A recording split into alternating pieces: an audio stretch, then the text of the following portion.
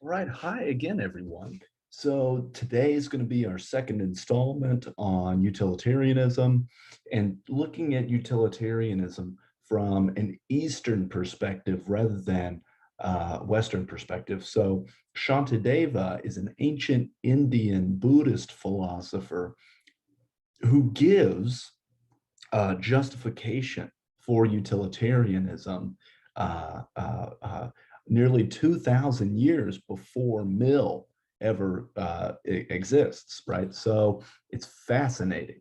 So, first of all, before we talk about this justification, um, I think it's going to be helpful to think a little bit more about what utilitarianism is. So, first of all, utilitarianism says that outcomes are what matter when it comes to morality, right? And the best outcomes are the outcomes that involve promotion of the welfare of sentient beings and the minimization of suffering for sentient beings. So, Shantideva in just about in 13 or 14 verses here gives us a very interesting justification for utilitarianism, which means the absolute ending of suffering for all sentient beings, right? Animals, humans, right? All sentient beings alike. Um, so so I'm looking primarily here at page 96. It's the page that has in the PDF that has all the writing on it. Page 96, verses 90 through 96. And this is my attempted kind of simplified reconstruction of the argument that's given in verses 90 through 96. So, premise one, if there is no difference between how I experience pain and another experiences pain, then there is nothing special about my pain, right? So, my pain matters to me, and ending my pain matters to me. However, my friend Latham, his suffering matters to him, right? And so when I am so concerned about ending my pain, right, trying to end my own suffering, it seems like, why am I so concerned about ending my suffering? Well, because Latham cares about his suffering as well. And so, given his concern and given that he's going to feel the pain just as badly as I do, I should be equally concerned about Latham as I am for myself. And that's because there's nothing special about my pain. All right. So, premise one is note it's a conditional, right? So we're going to get a modus ponens. Next is there is no difference between how I experience pain and another's experience of pain, right? So Latham, my friend, he values living a pain-free life, as do I, right? And so there isn't any difference in how we experience pain. Therefore, there's nothing particularly special about my own pain, right? Um, okay, so if there's nothing special about my pain, if I don't have any reason to say prefer caring about myself than others, well, then it follows that I have to look after others just as I look out after myself, right?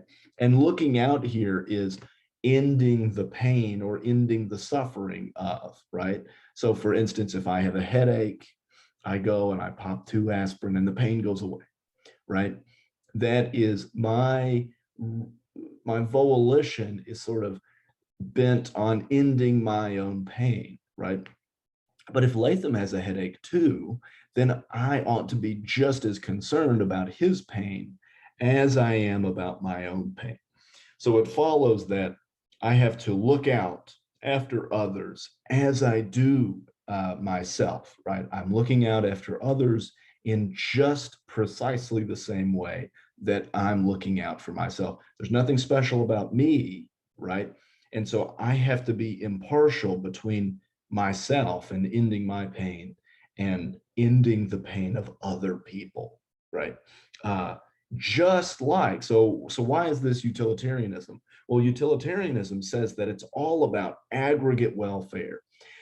It's all about um, how all of us fare together, right? So if one of us is doing okay, but a bunch of us are not doing okay, well, then I ought to be concerned about getting the total sort of pleasure or the total happiness to increase, right? I don't get to make a special exception for myself according to utilitarianism. So this is sort of an argument that moves us towards utilitarianism, that my own suffering is just as important as other people's suffering.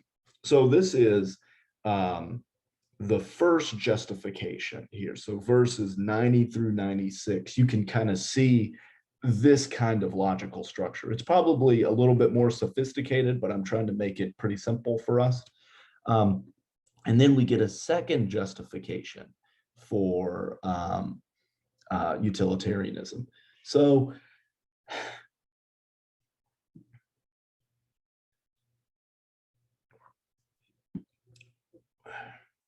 in order to understand premise one, we need to do a little bit of exploration into Buddhism. So I'm just going to talk very briefly about this.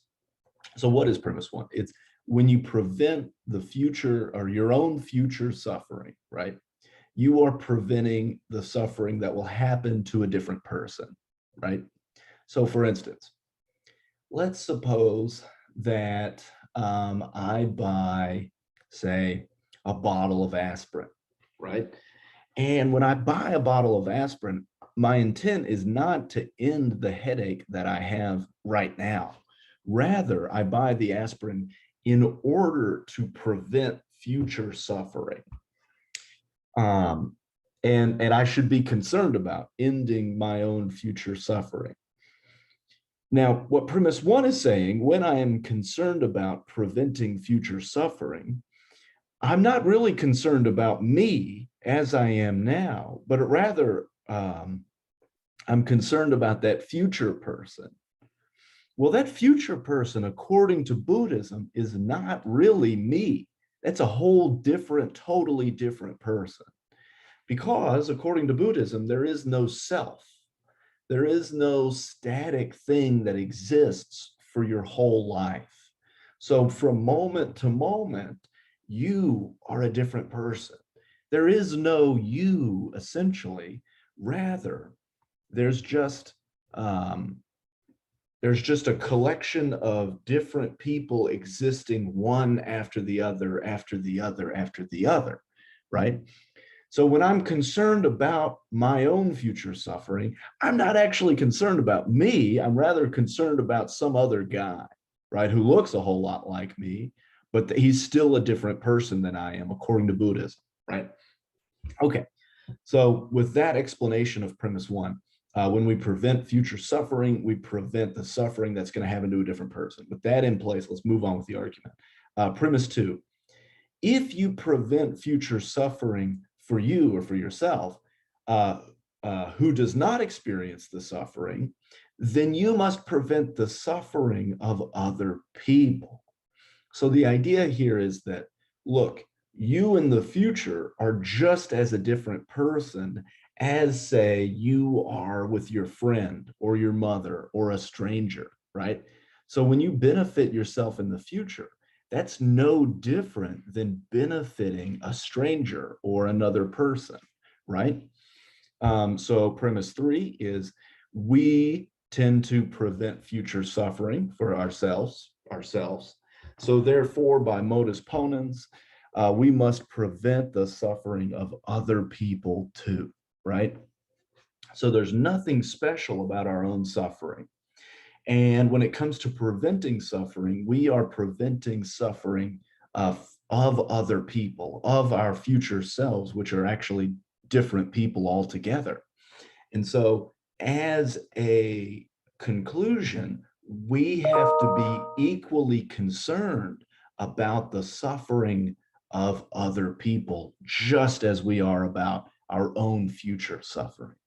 Okay, so these are Shantideva's two arguments for why we should be impartial about ending the suffering of others, but why there is nothing special about us, and kind of how these justifications get us closer to something like utilitarianism. Thank you.